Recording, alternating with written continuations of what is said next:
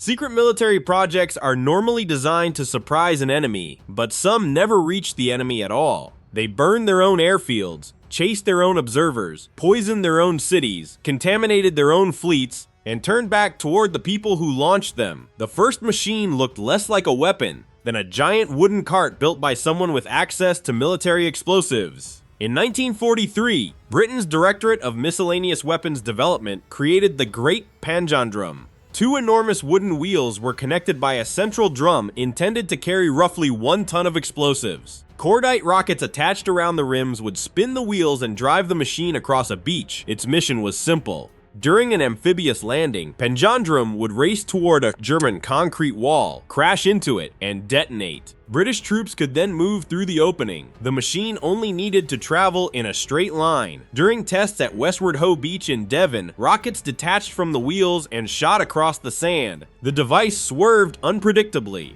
Engineers added a third wheel and steering cables, but the cables snapped. At the final publicized trial in January 1944, Panjandrum accelerated down the beach, shed several rockets, and turned toward the observers and camera crew. The officials scattered as the machine collapsed. It never carried a live explosive charge during these demonstrations. That decision kept the test comedic rather than terminal. The weapon designed to charge German defenses had first charged the British officers evaluating it. The United States attempted something smaller, much smaller. In January 1942, a Pennsylvania dentist named Lytle Adams proposed attaching miniature incendiary devices to bats. Japanese cities contained large numbers of wooden buildings, and Adams believed bats released before dawn would hide beneath roofs. Timers would then ignite thousands of fires simultaneously. President Franklin Roosevelt approved further investigation. The program became Project X-Ray. Engineers developed small incendiary capsules. Mexican free-tailed bats were cooled into hibernation, loaded into compartmented containers, and dropped from aircraft. At a predetermined altitude, the container would open. The bats would warm, awaken, and disperse. That was the plan. In May 1943, armed bats were prepared for a demonstration at Carlsbad Auxiliary Army Airfield in New Mexico. Some woke earlier than expected. They escaped and crawled into wooden structures around the base. The incendiaries activated, flames consumed a hangar, a barracks building, a control tower, and other facilities. Fire crews could not immediately enter parts of the site because the project remained classified. The accident demonstrated that the weapon worked. It simply demonstrated this against the installation testing it. Project X-Ray continued under the Navy and Marine Corps. More than $2 million were reportedly spent before the program was canceled in 1944. Conventional incendiary bombing had improved, and the atomic bomb project promised faster results. The bats had successfully attacked an American airfield. Tokyo never received a demonstration. That same year, American engineers attempted to build one of the earliest combat drones. Operation Aphrodite converted exhausted bombers into radio-controlled flying bombs. Crews removed armor, guns, seats, and other unnecessary equipment from old B-17 aircraft. The empty fuselages were packed with explosives. A pilot and flight engineer would take off manually. Once the aircraft was stable, they would arm the explosives, activate the remote control system, and parachute out. A nearby control plane would then guide the unmanned bomber into a German submarine shelter or rocket site. The Navy operated a related program called Project Anvil. On August 12, 1944, Lieutenant Joseph Kennedy Jr. and Lieutenant Wilford Willey took off from England in a modified Navy bomber loaded with more than 20,000 pounds of Torpex explosive. The aircraft was intended to strike a German V-weapon facility in France. Kennedy and Willey never reached the bailout point. The bomber exploded prematurely over Suffolk.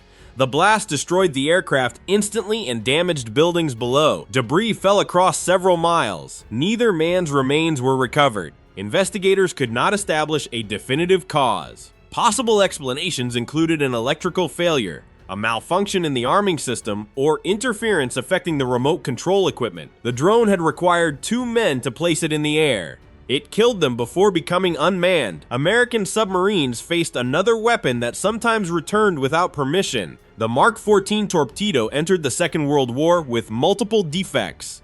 It frequently traveled deeper than its depth setting. Its magnetic detonator could explode too early. Its contact detonator sometimes failed after a direct impact. There was also a fourth problem. Some torpedoes began circular runs. A malfunctioning guidance system could make the weapon curve through the water and return toward the submarine that had fired it. Captains who detected a circular run ordered emergency dives, but a submerged submarine could not always identify the torpedo's position. On October 24, 1944, the USS Tang attacked a Japanese convoy near the coast of China. Tang had already fired 23 torpedoes during the engagement. Its 24th was a Mark 18 electric torpedo. The weapon left the tube, curved left, and began circling back. Tang attempted to escape, but the torpedo struck the submarine near its stern. The explosion flooded several compartments and sent Tang to the bottom in approximately 180 feet of water. Some trapped sailors used emergency breathing devices to escape through the forward hatch. Only 9 men survived. 78 died. Tang had completed 5 war patrols and become one of the most successful American submarines of the Pacific War. Its final target was itself. After the war, the United States gathered an enormous fleet at Bikini Atoll to determine what nuclear weapons would do to naval forces. Operation Crossroads involved more than 90 target vessels. The collection included American battleships, carriers, cruisers, submarines, transports, and captured German and Japanese ships. The second detonation, Baker, occurred underwater on July 25, 1946. A nuclear device exploded beneath the target fleet and lifted millions of tons of seawater into the air. A towering column rose above the lagoon, then collapsed outward as radioactive mist. The blast sank or damaged multiple ships. Radiation created a different problem. Contaminated water entered ventilation systems, coated internal compartments, and settled into porous paint, rust, ropes, and wooden decks. Sailors attempted to wash the vessels with seawater, soap, chemicals, and abrasive materials. The contamination remained. Many ships could not be safely boarded for extended periods. Some were later sunk because meaningful decontamination proved impractical. Personnel participating in the cleanup worked with limited protection and an incomplete understanding of radioactive exposure. The test was supposed to measure whether a fleet could survive a nuclear attack. It made part of the surviving fleet too dangerous for its own sailors to enter. 8 years later, another American nuclear test produced a much larger result than its designers expected. Castle Bravo was detonated at Bikini Atoll on March 1, 1954. The device used lithium deuteride as part of its thermonuclear fuel. Scientists expected a yield of roughly 5 or 6 megatons. The explosion produced 15. The fireball expanded over the lagoon. The mushroom cloud climbed into the atmosphere. Pulverized coral mixed with radioactive material and traveled downwind as fallout. The contamination spread across thousands of square miles. It reached American military and scientific personnel assigned to the test operation. It covered inhabited Marshallese atolls. Residents of Rongelap saw white material falling from the sky and initially mistook it for snow. The Japanese fishing vessel Lucky Dragon No. 5 was also contaminated. All 23 crew members developed radiation sickness, and radio operator Aikichi Kuboyama died months later. The unexpected yield resulted partly from mistaken assumption about lithium-7, an isotope in the fuel. Designers had treated it as relatively inactive. Under intense neutron bombardment, it contributed additional fuel to the reaction. The device had performed beyond its specifications. Everyone downwind received the upgrade. Nuclear weapons were not the only invisible threat tested around civilians. In September 1950, a U.S. Navy ship operated outside San Francisco and released bacteria into the air. The classified experiment was called Operation Sea Spray. Its purpose was to measure how a biological agent might spread through a major coastal city. The Navy used Serratia marcescens and Bacillus globigii because military planners considered them harmless biological simulants. Monitoring stations indicated that the organisms had traveled across the city. Investigators concluded that a biological attack launched from offshore could expose much of San Francisco's population. The residents were not informed. Shortly afterward, 11 patients at Stanford Hospital developed rare Serratia infections. One patient, Edward Nevin, later died after the bacteria infected his heart. Whether Operation Sea Spray caused those infections has never been conclusively established. The patients had undergone medical procedures, and later courts found that the evidence could not directly connect Nevin's death to the military release. The broader assumption still failed. Serratia marcescens was not harmless. It could cause serious infections in vulnerable people, particularly hospital patients. The military had tested a simulated biological attack by exposing a real American city. The simulation included the population, Britain conducted its chemical research more directly. At Porton Down, scientists studied nerve agents developed during and after the Second World War. Thousands of British servicemen participated in chemical experiments, often with limited information about the substances involved. On May 6, 1953, 20-year-old Royal Air Force mechanic Ronald Madison entered a sealed chamber with other volunteers. Researchers placed liquid sarin onto cloth attached to his arm. Within minutes, Madison began sweating and lost his hearing. He collapsed. Medical personnel injected atropine and transported him to a hospital, but his breathing failed. He died that day. The original inquest was conducted secretly.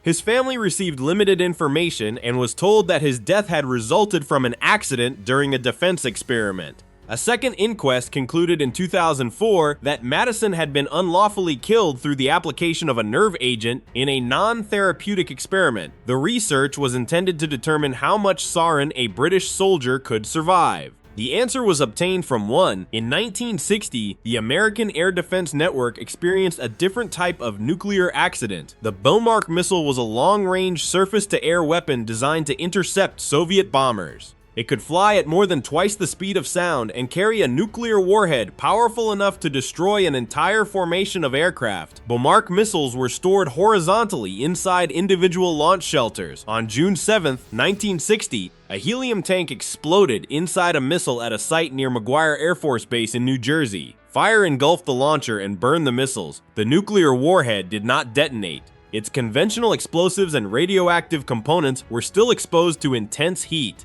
Smoke spread from the shelter, and weapons-grade plutonium contaminated the launcher and surrounding ground. Emergency crews fought the fire while military authorities restricted information about the warhead. Contaminated material was removed, buried, or covered, but the site required investigation and remediation for decades. The missile had been deployed to protect American territory from nuclear attack. It created a plutonium-contaminated zone inside New Jersey without leaving its shelter. The Soviet Union produced the deadliest example in April 1979. Compound 19 in Sverdlovsk was a secret military cryobiology facility. Soviet scientists worked there with Bacillus anthracis, the organism that causes anthrax. According to later accounts, a filter was removed from an exhaust system during maintenance. The replacement was not installed before production resumed. Anthrax spores escaped into the air. Wind carried the invisible plume across nearby industrial and residential areas. Workers began developing fever, chest pain, and severe breathing difficulties. Once symptoms appeared, many patients died within days. At least 77 cases were identified with certainty. 66 were fatal. Livestock died along the same narrow path extending downwind from the facility. Soviet authorities blamed contaminated meat. Medical records were restricted, and officials denied that the military installation had released anything. In 1992, Russian President Boris Yeltsin acknowledged that the outbreak had originated from military research. The facility was built to manufacture a biological weapon against foreign populations. A missing filter redirected it towards Soviet workers. These projects operated in different countries and used different technologies. Rockets, bats, drones, torpedoes, nuclear devices, bacteria, nerve agents. Their failures followed the same pattern. Engineers controlled the weapon under ideal conditions. The weapon then entered the physical world. Rockets detached. Animals escaped. Circuits failed. Guidance systems turned. Radioactive water moved through steel compartments. Fallout followed the wind. Bacteria crossed city streets. A ventilation system carried spores beyond a military fence. Secrecy made several accidents worse. Firefighters could not immediately approach classified equipment. Sailors entered contaminated ships without fully understanding the hazard. Civilians could not connect unusual illnesses to experiments they did not know had occurred. The projects were designed to prevent an enemy from preparing a defense. Their own personnel received the same disadvantage. A secret weapon may hide its capabilities from the opposing side. Sometimes it also hides its failures from everyone standing nearby.